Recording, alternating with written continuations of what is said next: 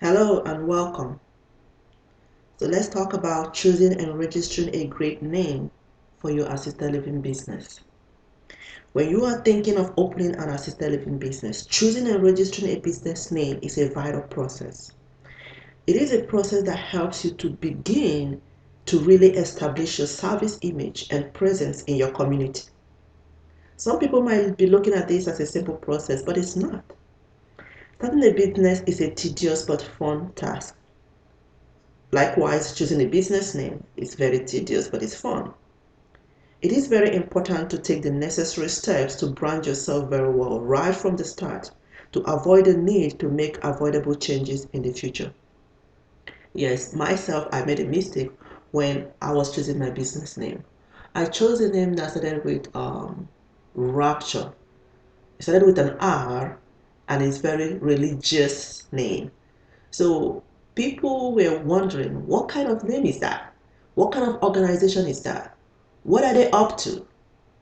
So it's very important when you're choosing a name. Of course, I didn't know this. So I chose Rapture Arms, I registered it, and I had it on my application, I had it on my graphics until when I started marketing my business and I found out that no, this was a wrong choice. Then I had to go all the way back and start changing things. I have to change it on all my paperwork, all my forms, all my applications, all my agreement. It was very tedious.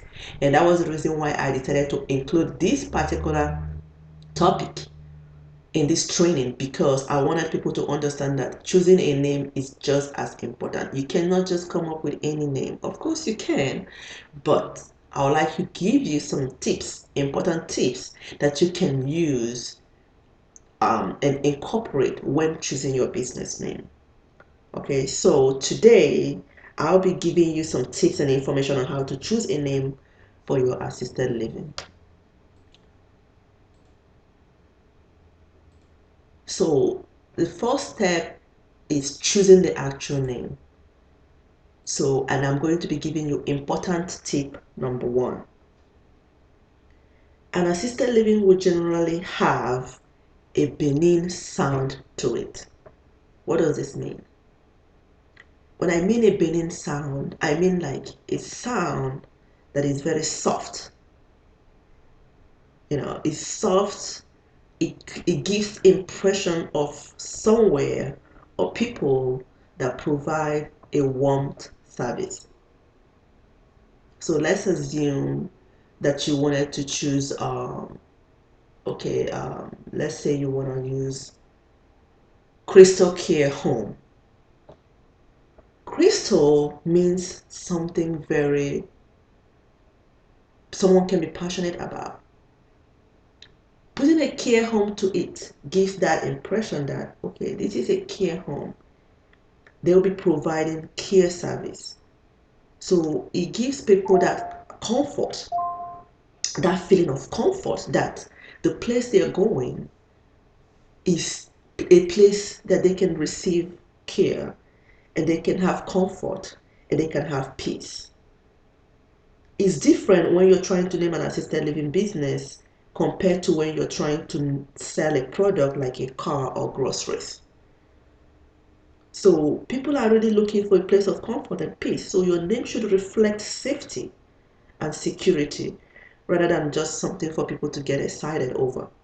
So when you're choosing a business name, the important tip number one is make it sound warm.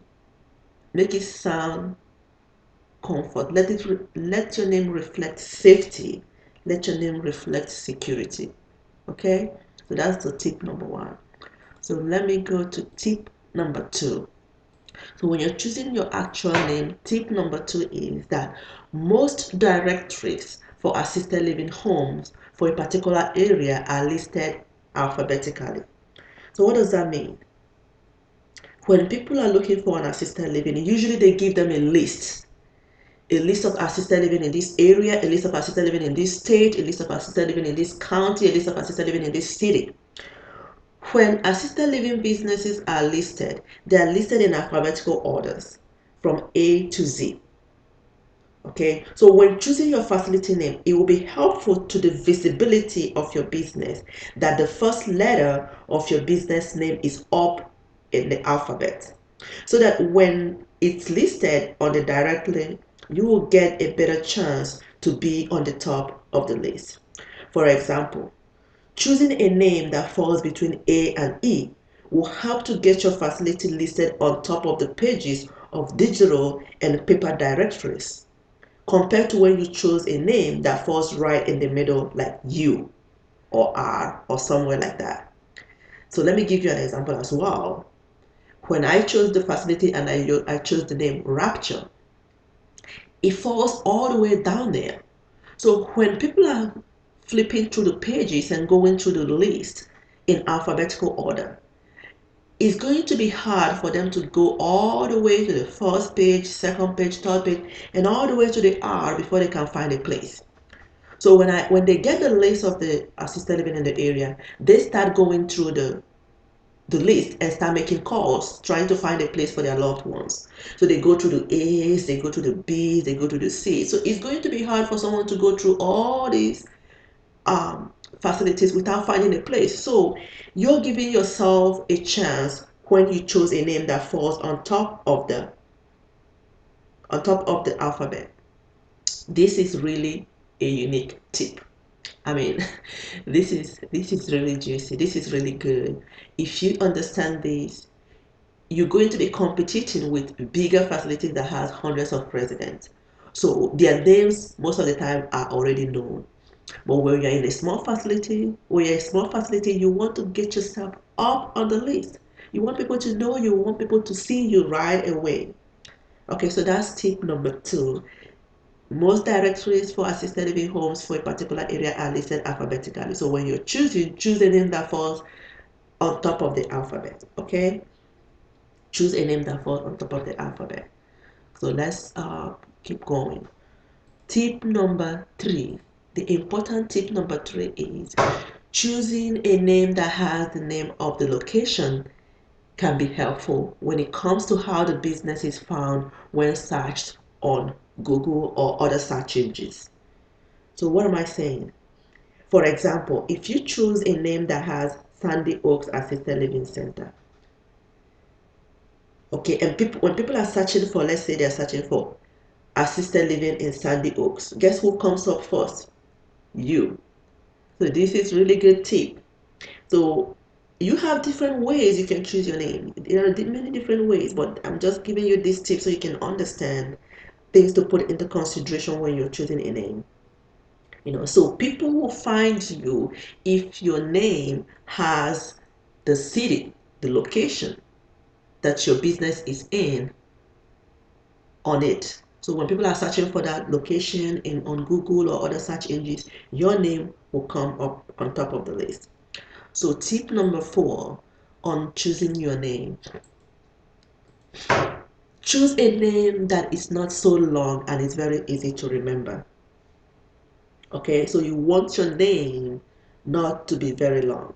Do not choose a name that have high possibility of someone spelling it wrong. When your name is too long, people will spell it wrong. So choose a name that is not so long, so that way people can easily remember it. Okay. Important tip number 5. Choose a name that can go well when added to your logo. Okay, if your name is too long, it might be difficult for the graphic designer to incorporate this on your logo. For example, Walmart, boom, right there. It's short and simple, is on the logo. Target, short and simple, is on the logo. CareTech, short and simple, is on the logo. So be very careful when choosing long names, okay? So that way your logo will look very nice, clean, and professional. Even if you want to use other information on your logo, you can add that as your slogan, but you just want the whole look of your logo and your name to just be something that is very quick, easy, to remember. Boom, You name it out and people will just remember it. You create your logo. When people see it, they already know who you are. They know this is for you. They know that you are, you are a professional business person and this is what you do. All right, so let's go on to how to choose the name, how to create that business name. You can choose a name based on the location of the facility if you have a location already picked out. I said this before. Perhaps a local area name would make a good choice. Like I said earlier, for example, a sandy area that has like oak groves might yield a name such as Sandy Oak Assisted Living. And using these local landmarks can draw attention without making the name sound like it's been hyped. So you can use a name of your city. You can incorporate a name of your city in the name. So it gives it a very unique name, and also it gives you that opportunity to be seen on Google when people are searching for assisted living in that area. Okay. Another thing is you can use a family name. Some people like to use their children's name. Some people like to use your name to make up an assisted living name. This is fine as long as the assisted living name is easy to pronounce and it's not too long.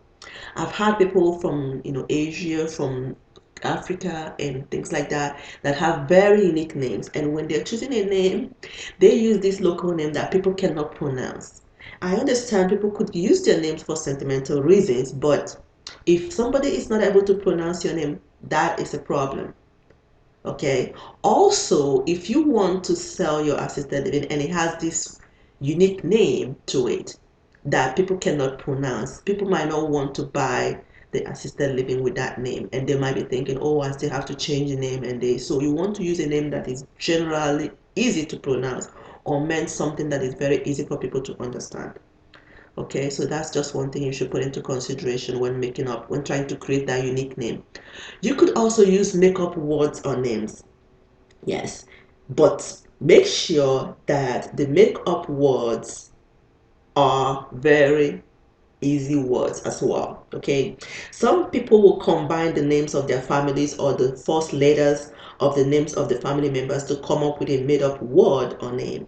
So when you're choosing a name this way, just make sure that the name or word does not mean something else contrary in another language or culture. So do a search for the name you choose on Google to see what will come up. This is very important. When there was a time I wanted to create a name for another business, and I was using like the first names of my children's name and my first name and things, the first letter of my children's name, trying to come up with this unique word. I came up with a really nice, cool name word, but when I searched it on Google, oh my gosh, it came up something different in some kind of another country in India, and it's so many weird stuff and videos on YouTube, just crazy stuff associated with this name. So I was like, no way. You don't want people when they search your name, it's coming up with all this crazy stuff, and they'll be thinking that this is who you are or that's what you're associated with. So when you're making up a word, make sure that it doesn't mean something contrary, like maybe in a slang or another language or another culture. Okay, so but you can definitely use a made-up word to give your business that unique presence. Okay, so choose a name that has a religious meaning. Yes, you have to be careful when choosing a religious word or name for your assisted living. Some words can scare people away if it's too religious. I gave you an example when I chose a name that started with rapture. People were thinking, oh my God, are they trying to gather people together? Are we going to be raptured? Or what's going to happen to us? And all that. You don't want to create that impression. So be very, very careful. People can use a word like grace, amazing grace, peace, and those kind of soft words, that could be religious, but just be very, very careful when you're choosing a religious name because it could scare people away. Okay, so let's talk about posting your in social media for people to give you ideas. That's another way to just come up with your word, a unique business name. You can post on social media groups for ideas, etc. But whatever you choose, just make sure that is unique. Okay, so now after you chose a business name, after you came up with a perfect business name, this is why I say this is not easy, because you have to go through this process. After you come up with a name, you have to go do a search to make sure that the name is not taken. So some of the things that you have to do after you came up with a business name before you decide to register it is to do a search to make sure the name is not taken. In a sizable metropolitan area, this is a very high possibility. So always do a search to make sure with your registrar or whatever the registered business is, do a search to make sure the business name is not taken. Also, it's important to do a search to make sure that you are not violating anyone's trademark. So when you come up with a name, you do a search to make sure you're not violating anyone's trademark. I also always suggest to do a search on godaddy.com to see if the domain name is available. Yes, I have done this before. I came up with a perfect name. I was like, oh, this is so cool. I went ahead and registered it. But when I wanted to check this name on GoDaddy, it wasn't there. Someone else already have it, and they don't even need it, but they put it up for sale, and they were selling it for like $4,000. I'm like, I'm not gonna pay $4,000 for this name, so I had to figure out how to come up with a name to match my already chosen and registered business name. You don't want to go through this, so I suggest you do all this search so that way you having a website that has a name that matches your business is good for your marketing. Okay, it's good when you're marketing your assisted living business to have a matching domain name. It gives your brand a cohesive and professional look. Okay, so the second part after you have done all that is the process of registering. The final process is just to go ahead, go to the county or state you're in to register. Obviously there's much more process than just stopping by for 15 minutes and filling out a form. Every place you go, it has their own regulation, and every state as well. So you might ask a professional for help, your accountant or your lawyer. In some states, you can register your business online. If you need help, we can help you with this as well. After you've checked everything out, immediately register your domain name and your business name before someone else registers it. Okay, and as soon as you've registered your business name and your domain name, the next process is for you to create your logo and start creating graphics and other important information for you to really brand yourself. Remember, your name is your brand and your brand is you. Good luck.